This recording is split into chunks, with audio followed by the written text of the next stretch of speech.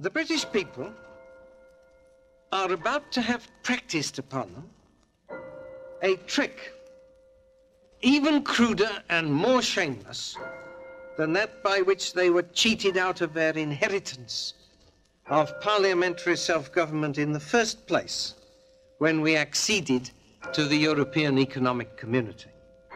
However, since the trick is basically the same one over again, it is to be hoped that the people will not be taken in twice, but will listen to those who warned them correctly before.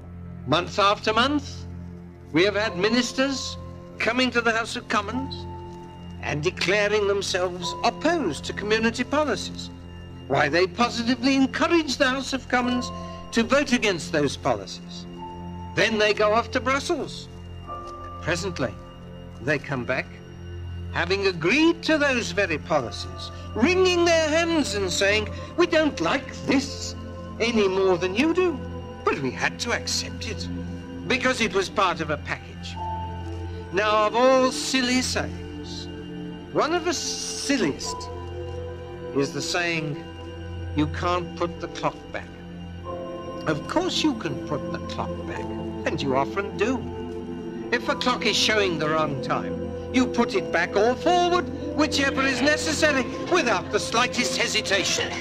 So in human life, and in a nation's life, if a mistake has been made, we ought to put it right, if we can. Some mistakes, especially in an individual's life, are irreversible. And there may, though more rarely, be such in the life of a nation.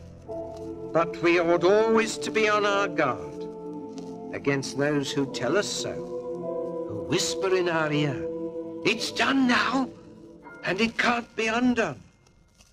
For those are commonly the voices of cowardice or indolence, and sometimes of downright evil intent. Certainly the mistake which Britain made in giving up her parliamentary self-government and national independence to become a part of the European Economic Community is not irreversible. One would suppose it was, and that is what you are intended to suppose. To listen to the chorus of politicians and newspaper editors who keep chanting like an incantation, you're in the market now, the referendum's over, you've got to live with it now and make the best of it, whether it was right or wrong, and whether you like it or not. Most of them must know, and all of them ought to know, that that is not true.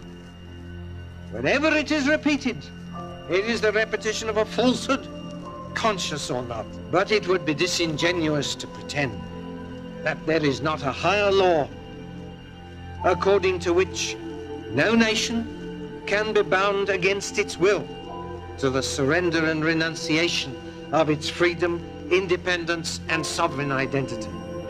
The right to nationhood is one of those rights of which it may be said that time does not run against it. Histories are adorned with the instances of nations which reasserted and reclaimed their right to govern themselves and live under their own laws and policies, not after 5 or 10 years of eclipse, but after centuries. It is bitterly ironical that an Englishman of all people should need to argue the point at all to his countrymen. There is no superior jurisprudence which can ever say to a nation, you shall not, or you shall no longer be the masters of your own fate.